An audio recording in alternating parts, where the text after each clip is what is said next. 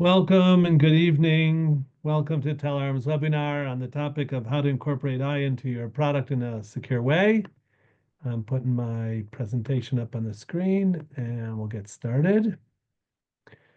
So avoid costly mistakes and secure your AI from threats. Let me put it in present mode. Go. Okay, great.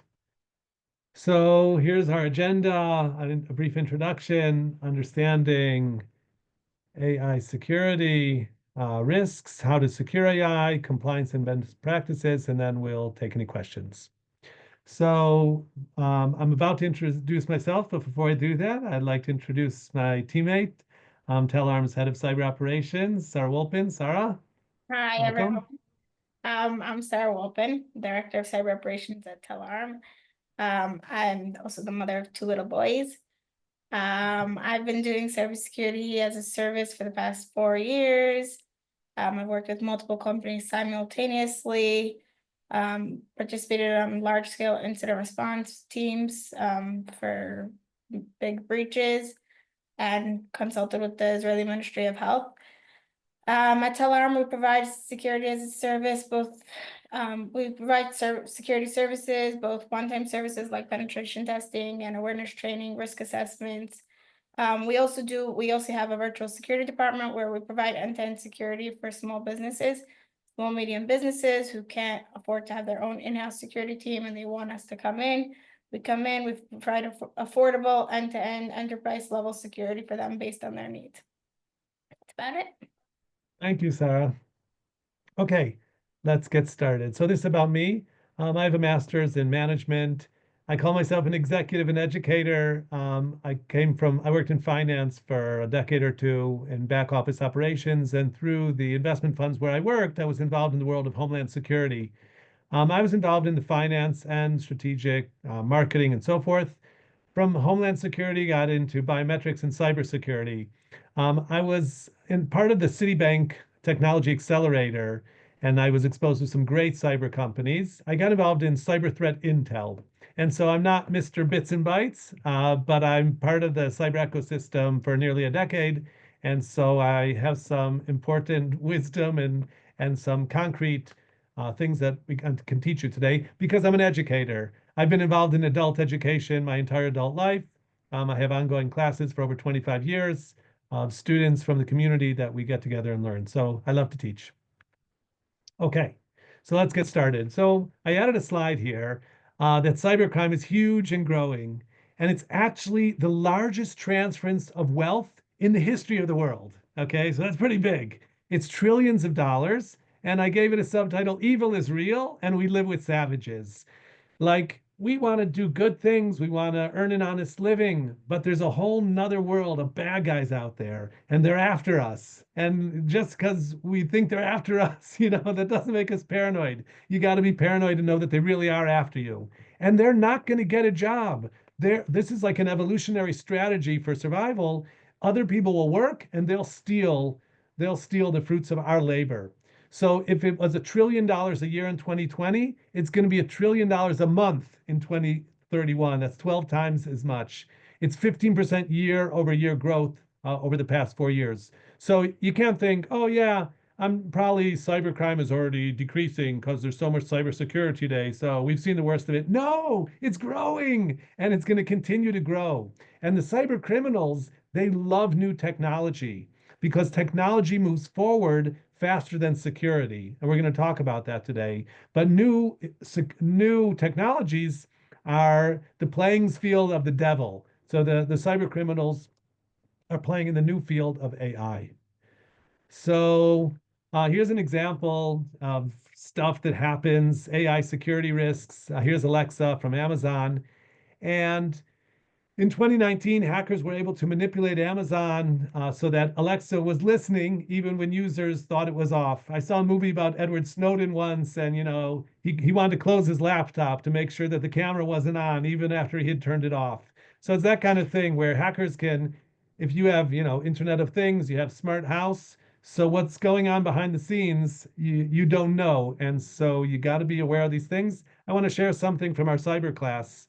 In cyber class, we teach the students it's unbelievable to go online and you can see how many people's home security cameras have the username and password of admin, admin. And so you can go on the internet and see thousands of people's homes. And so one of the messages that I want to share tonight is that we're not going to get the cyber criminals, we're not going to reform them. They're going to keep doing crime. But let's make ourselves not the easy target. Let's make them work hard enough to try to hack us that they'll give up and go hack the other guy because we can harden our endpoints. We can make our website, our web app difficult to hack. So that's what we're talking about. So let's talk about common AI security threats. AI is the big thing. And I want to talk about, there's a lot of hype around AI. And is that well-deserved or not well-deserved? So AI is important. It's moving things forward. It's a big part of the employment landscape. It's not as big as indoor plumbing, right? It's not like going to change our lives drastically, but because it is a new technology being incorporated into the things we're doing, so again, that opens an opportunity for the cyber criminals. So we got to try to close that opportunity and again make ourselves not the easy victim. So what are the specifics? The specifics are data breaches. Hackers can steal sensitive AI training data. Just to state the obvious, AI works by taking a lot of data and learning from the data patterns and then learning how to respond to prompts and so forth. So you train your AI. And so the data that you use to train your AI could be poisoned or could be thrown off by hackers that have breached into your data set. Adversarial attacks, AI, we expect it to interact with our customers or however we're using it. This could be again manipulated by the hackers to trick our AI. And when our customer says, "Oh, I'm interested in making a purchase," the AI could say, "Jump in a lake. We don't want to do business with you." Right? They could train our AI to respond in ways that would be bad for us. They could steal our model. Developing an AI model, of course, takes time and money. And so attackers could clone or steal the AI model which we develop. They could put in backdoors and poisoning, a backdoor, right, coming into a product, a software product, and putting a trap door in there that they can get in without us knowing that they're even there, taking our data or making a mess. Malicious code could be inserted into AI models, and we're going to talk about how we can protect ourselves from that. Lastly, just like everything else, there's compliance issues. There's rules and regulations we got to follow. So there's the possibility of fines for not following regulations. So let's go on. So how to add AI to your product in a secure way? You want to have AI because that's what all the cool kids have, and you want to be one of them. So you've made a developmental decision. We're going to put AI in. How do we do this right? And here I want to give another analogy. The internet was developed by a few professors at Berkeley who wanted to talk to guys at University of Michigan or Cornell, and they wouldn't have to pay long distance. They could share stuff. They had no idea that trillions of dollars would be shared over the internet, that all the banking system and the credit cards, everything we do is through the internet. I heard a beautiful description. The internet, it was like a shoebox that turned into a skyscraper. Okay. So when making a shoebox, you don't dig a big hole and have sturdy supports because you think it's just a shoebox. It became a skyscraper. When they made the internet, they didn't have security in mind. And so that's why we're always we're chasing our tail to try and make the internet more secure.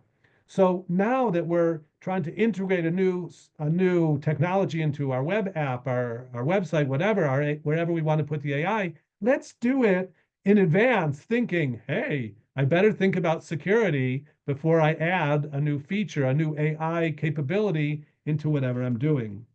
So if you build with security in mind, you can save yourself a lot of headache and a lot of heartache. So let's talk about how you do that. That's what we're here for today. The first thing is we're talking about the data set that you're going to use to train your AI. You want to use differential privacy to protect data. Secure the data you're feeding your models with. Okay. So differential privacy is a technique which adds noise to the data so that individuals can't be identified by parts of their data. So that even if some of the data was taken out by hackers, they wouldn't be able to put it together. It makes it difficult to determine whether any specific person or individuals included in the data set, even if the attacker would have access to external information. The next thing is encryption. Before you feed data into your AI model, make sure you encrypt it. This way, your information stays solid, even if they would have access to it. And the third is restricting access to the training data. Limit who can access the training data. Use MFA, multi-factor authentication permissions, so that only a select few can modify or extract the AI data. Once you've taken these steps, so your AI data is much harder to steal or manipulate. Okay, now we're talking about attacks on your AI. So you want to prevent user-generated attacks, such as prompt injection or data poisoning. There was a story that a security researcher was able to trick ChatGPT, probably the most famous AI, into revealing the internal rules of the AI by getting in there, putting in, getting prompts to give that ChatGPT would disclose its own rules. So AI can be hacked not only from the outside, but it could get manipulated from within. Hackers can manipulate AI through inputs, tricking it into revealing secrets or misbehaving. For me, again, this is like a non-technical analysis, but just as a simile, the way that we know about SQL injections, where a person puts something into a database and erases the whole database or gets access to the database, so too a person's coming at your AI and putting something into it that's going to allow them essentially illegal access and the ability to tamper with it. So in order to avoid that scenario, you want to filter user inputs to remove malicious requests. Okay, so whatever your AI is a chatbot or whatever it might be, you want to make sure that whatever comes through that is sanitized so that there's not things that are getting into the insides of your system. So you filter the user inputs. You want to use AI safety tools. There's an open AI moderation API and similar tools that block harmful prompts before they can do any damage. And you want to, within your own database, within your own system, okay, you're installing now some AI capabilities on your web app or wherever you're doing it. Your AI does not need to access your banking information or other private information on your system. You want to limit AI's access to sensitive data, never expose your internal systems through the AI generated text. Another way that hackers might come at you is through a backdoor in the model. So you want to defend against backdoors in AA models. Just last year, researchers showed that hardware Trojans, right, the Trojan horse getting inside through a trick, could implant dormant backdoors in AI models, activating only with a specific trigger while maintaining normal performance. So it seems to you that your chatbot is, whistling away, but hackers have put something into the code that when they make a specific prompt, so then they're able to get in and do the bad stuff. Attackers can insert hidden backdoors into AI models, allowing them to manipulate outputs or leak data. So how are you going to avoid this? How are you going to protect yourself? So you want to verify your training data by using data provenance. Provenance is a term also in archaeology. It means knowing where things come from. Okay, you want to know where your stuff comes from. There are provenance tools to track data set origins and applying sanitation techniques to detect and remove anomalies. So before you feed it into your AI, before you let it into the code, you want to make sure that there's no bad stuff there. Another thing you want to do is test it, right? Perform adversarial testing with tools like Adversarial Robustness Toolbox, ART, to assess AI resilience. IBM is Adversarial AI Toolkit to evaluate security across different data types.